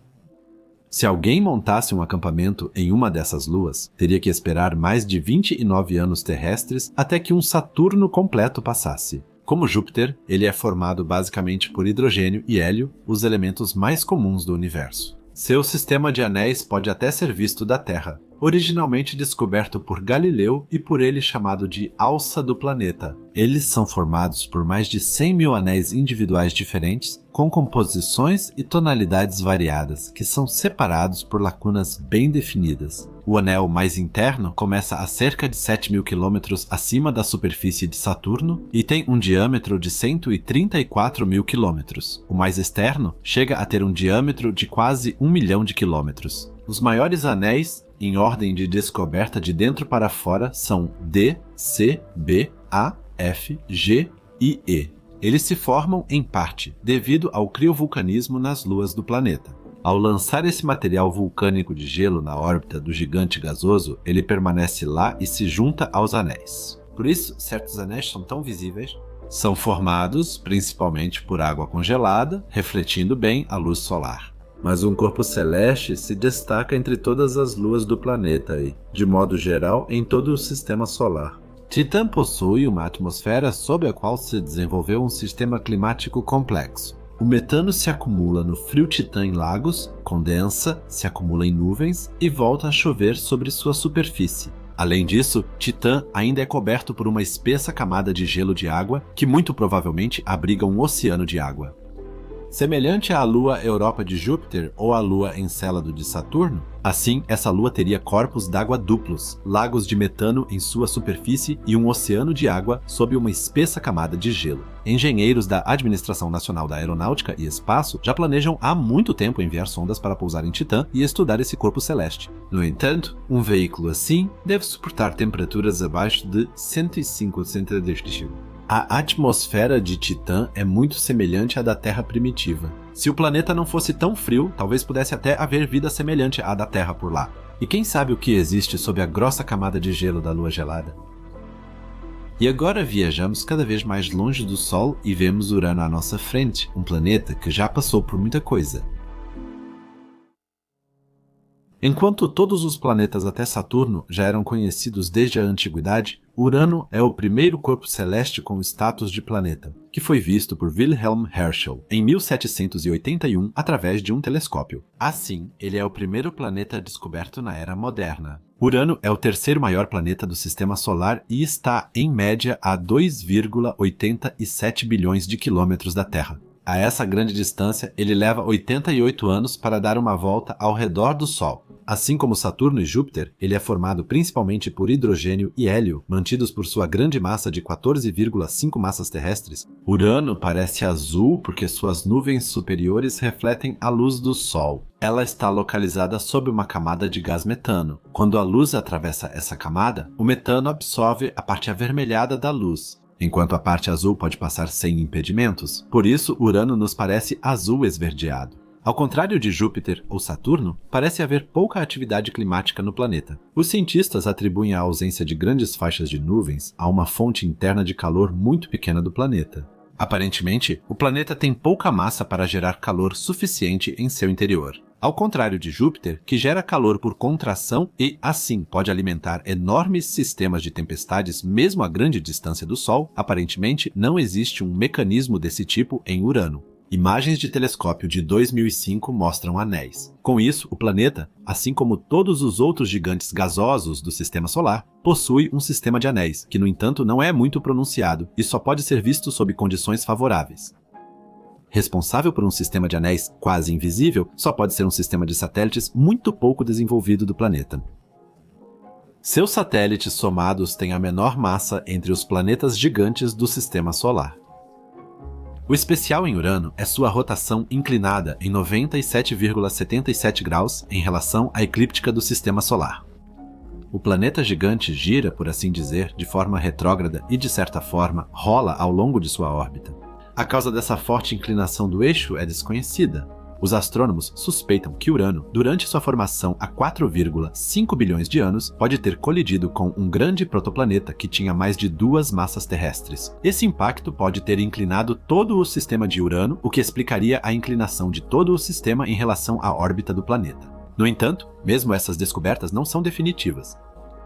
Assim como Netuno, Urano é um planeta que recebeu poucas visitas. A única sonda que já se aproximou desse planeta foi a Voyager 2. Em 1979, ela sobrevoou Júpiter rumo a Saturno, ganhando impulso para Urano. A Voyager 2 passou pelo planeta gasoso azul esverdeado em 24 de janeiro de 1986, apenas 4 dias antes do meu nascimento, e enviou a maioria das imagens conhecidas desse corpo celeste. Os sinais da sonda levaram exatas 2 horas e 45 minutos para chegar à Terra. Só na década de 2030, a Administração Nacional da Aeronáutica e Espaço pretende enviar outra sonda para o planeta. A sonda de Urano será lançada em 2031, viajará 13,4 anos até o planeta e o orbitará por 4 a 5 anos coletando dados. Na missão serão coletados dados da magnetosfera, nuvens de Urano e suas luas, sobre as quais, até hoje, se sabe significativamente menos do que, por exemplo, sobre os satélites de Júpiter ou Saturno. O veículo principal de Bota terá uma sonda atmosférica para estudar melhor a atmosfera de Urano. Isso até agora só foi feito com sondas em torno de Saturno e Júpiter. A sonda Cassini foi direcionada a Saturno após concluir sua missão.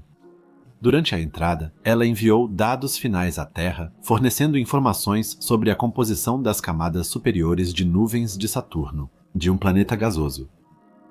Mesmo no último planeta, ainda não alcançamos a última parada da viagem, Netuno.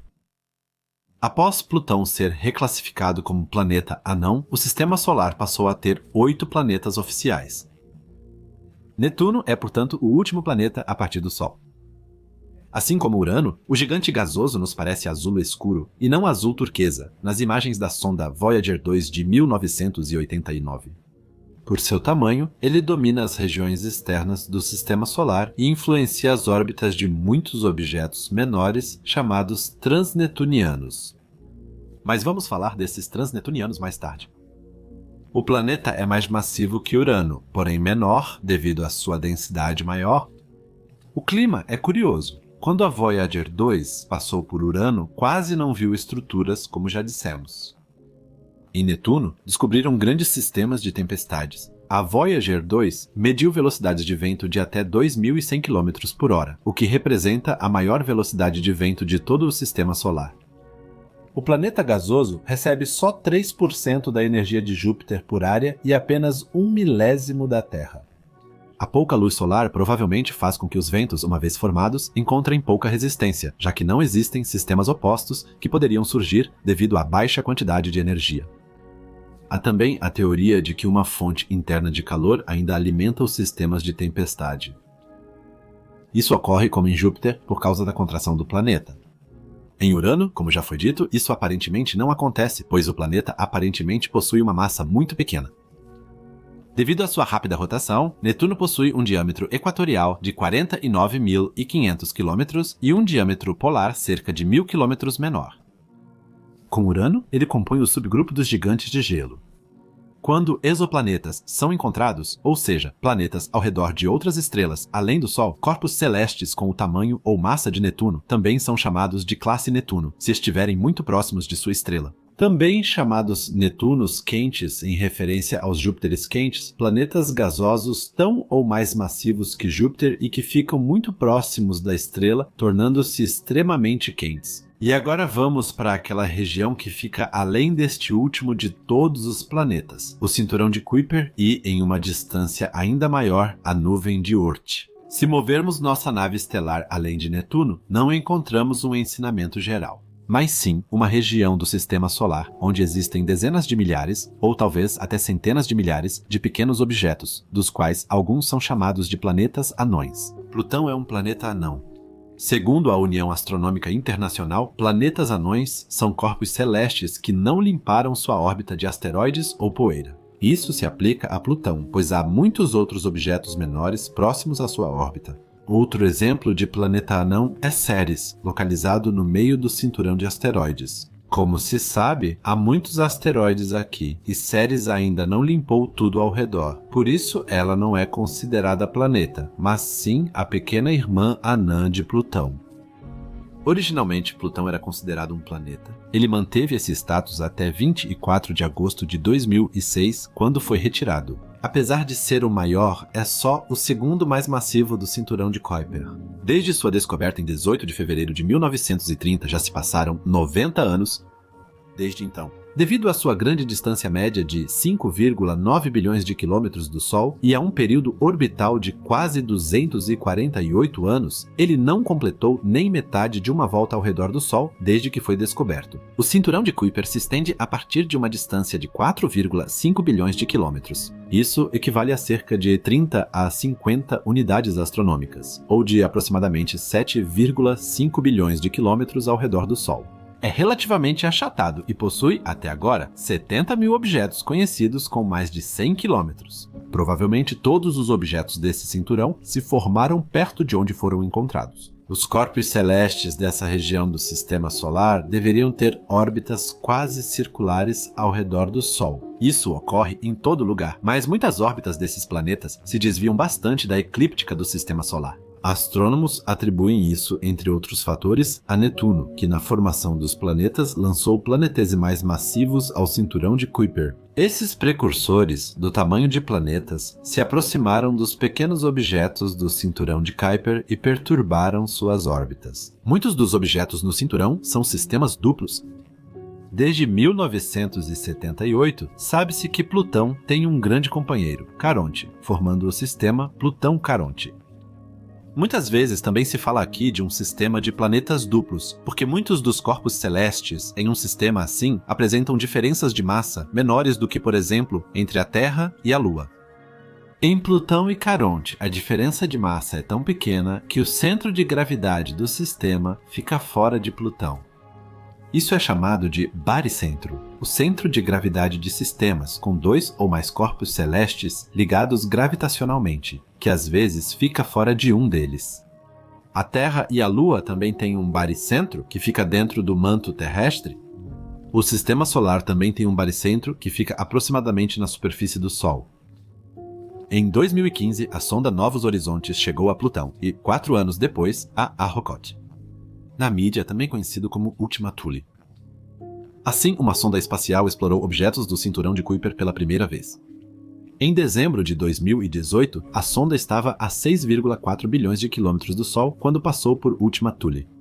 Em 15 de junho de 2020, a sonda estava a 47.558 unidades astronômicas do Sol, ou 7,12 bilhões de quilômetros. Ela seguirá viajando pelas regiões externas do Sistema Solar e deve sair dele em 2035. No entanto, os astrônomos não sabem para quais objetos New Horizons deve se dirigir agora. Atualmente, simplesmente não há nenhum objeto adequado nas proximidades dela. A uma distância ainda muito maior do que os objetos transneptunianos do cinturão de Kuiper, pode haver um agrupamento de objetos cuja existência ainda não foi comprovada. A nuvem de Oort. Agora chegamos a uma região que nem sequer está mais diretamente no sistema solar, mas sim fora dele, inacessivelmente distante até. Estamos falando aqui da chamada nuvem de Oort. E uma coisa deve ser dita antes de tudo. Essa nuvem de cometas, que supostamente se encontra nas regiões mais distantes do sistema solar, é apenas hipotética e até agora não pôde ser comprovada. Sua origem está na ideia do físico holandês Jan Hendrik Oort, que na década de 1950 buscava uma explicação para o surgimento dos chamados cometas de longo período. Ele fundamentou sua hipótese, por um lado, nas órbitas extremamente elípticas dos cometas e, por outro, na ideia de que os cometas talvez nem tenham se formado nas regiões conhecidas do sistema solar, porque seriam destruídos pelo vento solar forte perto dos planetas, pois são feitos de gelo e poeira. Segundo Oort, por isso não haveria cometas se eles tivessem se formado perto do Sol. Em teoria, essa zona cerca o sistema solar a cerca de 1,6 anos-luz em forma quase esférica. No entanto, isso não se trata de uma nuvem no sentido clássico. De acordo com a compreensão atual, ela é composta principalmente por corpos de rocha, poeira e gelo de vários tamanhos, que sobraram da formação do sistema solar. Esses restos foram ejetados do sistema solar pela gravidade de planetas como Júpiter e Saturno. Por causa da influência gravitacional de outras estrelas, que de vez em quando passam perto do sistema solar, esses cometas se distribuíram em uma espécie de casca ao redor do Sol. Como a gravidade do Sol, num raio de 1,6 anos-luz, ainda supera a de outras estrelas, os objetos de Oort permanecem ligados ao Sol.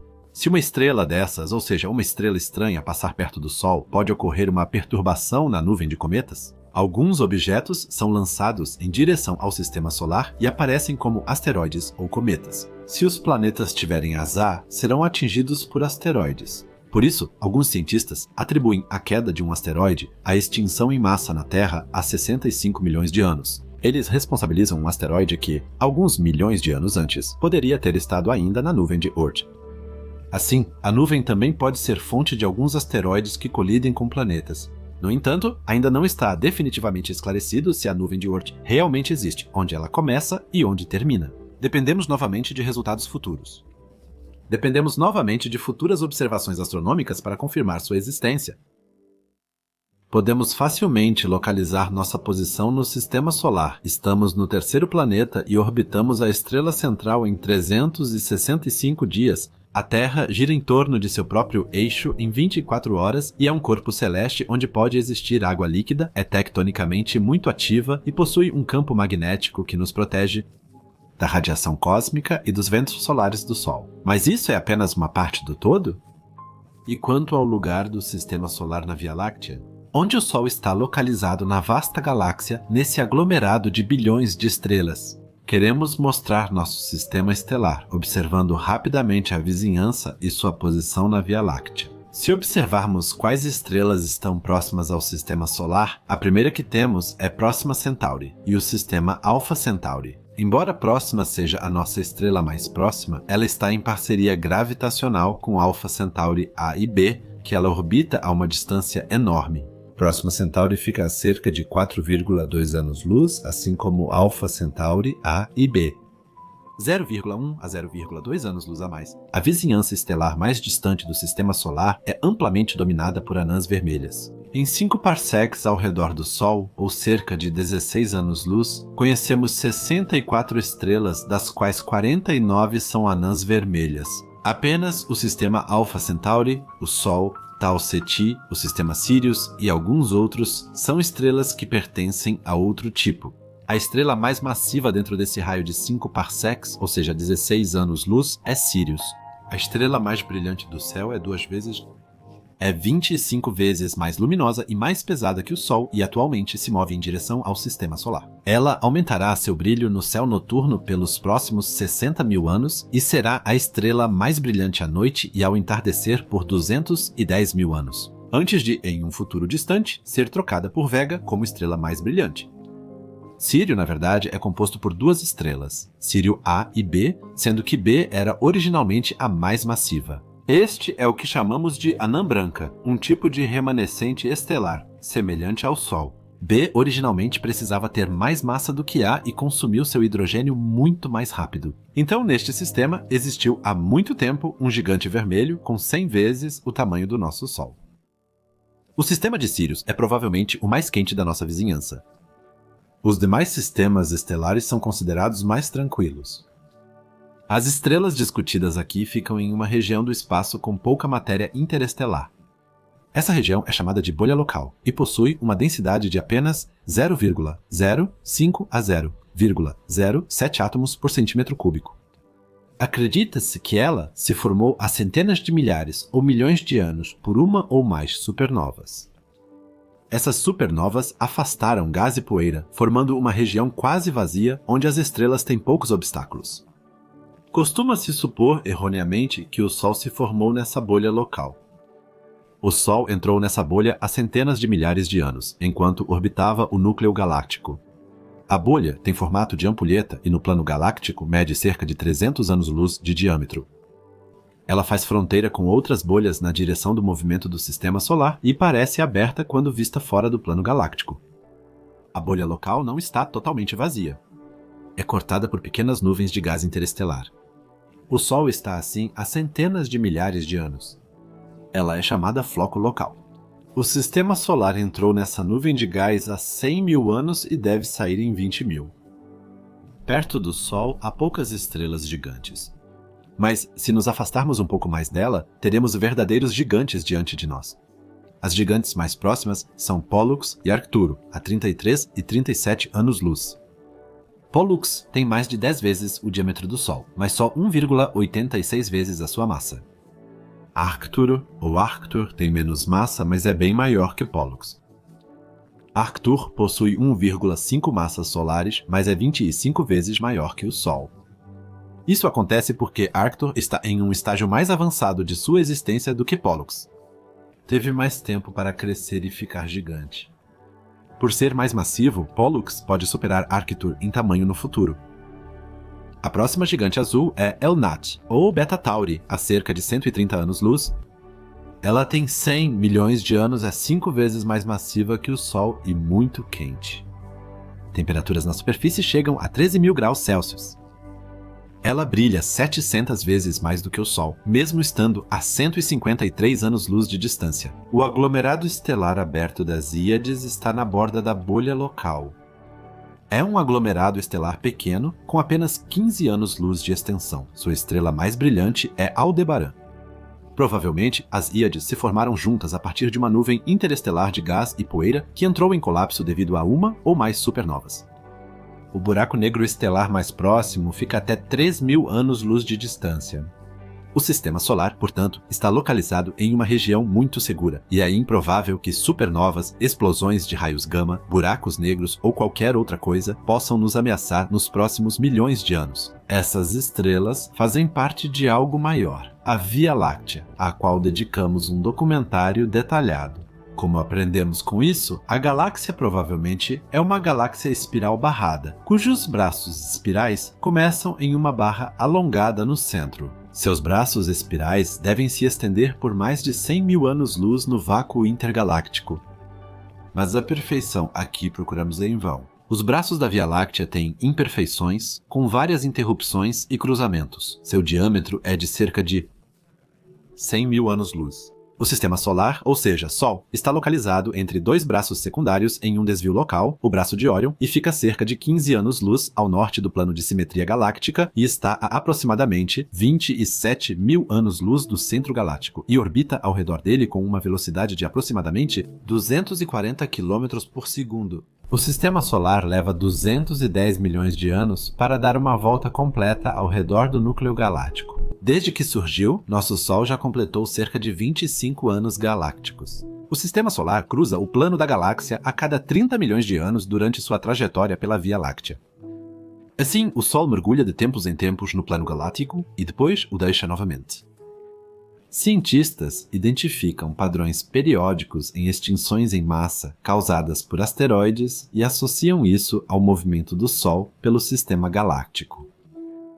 Eles dizem que, aproximadamente a cada 30 milhões de anos, o Sol atravessa ou penetra o braço galáctico. Isso sempre ocorre por interações gravitacionais do Sol com outras estrelas. Corpos celestes da nuvem de Oort são direcionados em direção à Terra ou são enviados para o sistema planetário e podem causar catástrofes se colidirem com um planeta.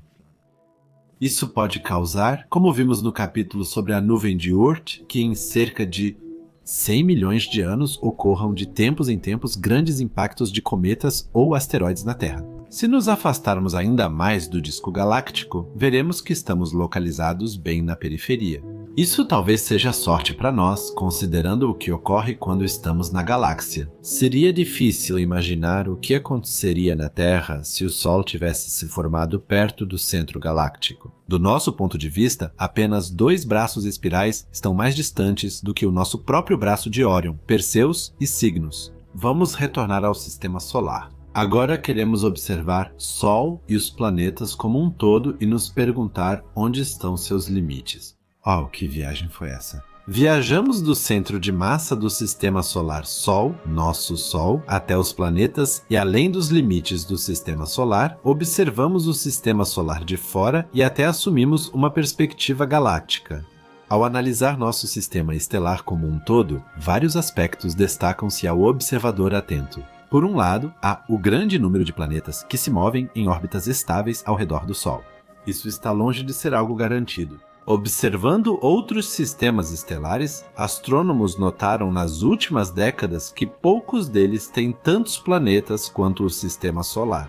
Em outros sistemas estelares, geralmente há estrelas e só um Júpiter quente, ou seja, apenas um planeta próximo. A maior parte desses sistemas estelares são, na verdade, sistemas binários. O Manual do Universo de Mayer, de 1994, aponta que 50% das estrelas da Via Láctea estão em sistemas binários. 20% de todas as estrelas fazem parte de um sistema estelar triplo, e existem até 10% de sistemas estelares que contêm 4 ou mais estrelas. E mesmo entre as estrelas solitárias, exemplares com muitos planetas são bastante raros, o que, por outro lado, significa que o nosso sistema solar é realmente muito especial. Mas não é só a estrutura do sistema solar, a própria Sol também é um verdadeiro golpe de sorte. Ela não brilha nem forte demais, nem fraco demais e possui uma vida útil agradavelmente longa. Com isso, foi possível que um planeta em sua órbita na zona habitável desenvolvesse vida. E o planeta Terra parece ser uma raridade ainda maior do que o nosso Sol. Ele possui a massa certa, a distância adequada do Sol, tectônica de placas, um satélite natural, uma magnetosfera e uma atmosfera com camada de ozônio, água líquida em sua superfície e muitas outras condições que permitiram o surgimento da vida. Algumas dessas coisas surgiram naturalmente, mas a base é a distância correta do Sol, a tectônica de placas, a atmosfera, entre outros fatores. Já é realmente um golpe de sorte. Essa união entre Sol, Terra e situação ideal torna o sistema solar único. E quem sabe que outras condições são essenciais para a vida na Terra, talvez grandes planetas gasosos, cuja gravidade impede que asteroides entrem no sistema solar interno. Talvez o fato de que um planetoide do tamanho de Marte colidiu com a Terra primitiva e assim causou a formação da Lua, que acabou sendo responsável pela estabilização do eixo da Terra e pela desaceleração da rotação terrestre. Mas, neste registro, a perspectiva não ficou apenas no planeta, mas também nos mostrou que tudo tem limites. Atualmente, a fronteira do sistema solar é definida onde o vento solar, continuamente expelido pelo Sol, passa para o vento interestelar. Não nos referimos a um ponto exato nas regiões externas do sistema solar, mas a uma área de bilhões de quilômetros de diâmetro chamada choque de terminação. Nessa região, as sondas Voyager, que já saíram do sistema solar, sentiram uma mudança nos ventos solares. Aliás, isso também é chamado de heliosfera, e é a região ao redor do Sol onde ele determina principalmente o clima espacial na forma do vento solar. Quando as sondas Voyager entraram no espaço interestelar, elas deixaram a heliosfera, pois a composição da radiação ao seu redor e dos fluxos de partículas mudou significativamente. Mas quando falamos da gravidade da nossa estrela central, é muito difícil definir um limite. Astrônomos que postulam a nuvem de Oort dizem que a influência gravitacional do Sol se estende até essa distância, ou seja, até 1,6 anos-luz e além. Portanto, se tivéssemos que traçar um limite visual e não falar de radiação, poderíamos considerar a nuvem de Oort como o limite do sistema solar. Mas aqui também existe um problema central. Onde começa a nuvem e onde ela termina? As nuvens de Oort de diferentes sistemas estelares podem se misturar entre si? Não dá para definir limites. Existem mesmo nuvens de Oort em sistemas estelares? Ou será que isso é só um placebo científico, ocultando as verdadeiras origens dos cometas de longo período e asteroides rumo ao sistema solar? Será que um dia acharemos uma resposta para isso? E com todos os planetas, cometas, asteroides e planetas anões que orbitam o Sol, não é de se surpreender que esses corpos celestes também exerçam influência sobre o Sol.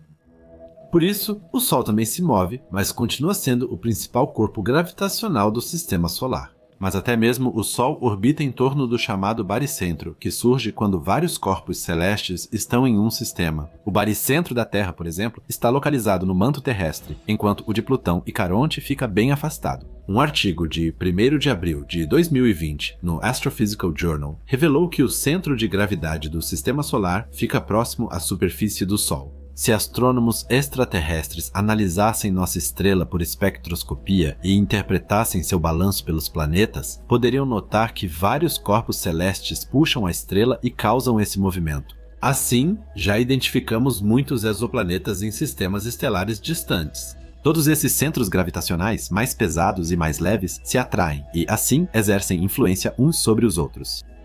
Na verdade, até mesmo pequenos planetas com pouca massa em comparação com outros corpos celestes, como a Terra, são importantes para manter o equilíbrio no sistema solar. Júpiter, por exemplo, estabiliza quase todas as órbitas dos planetas do sistema solar. Se estivesse mais próximo do Sol, haveria graves consequências, especialmente para os planetas rochosos leves.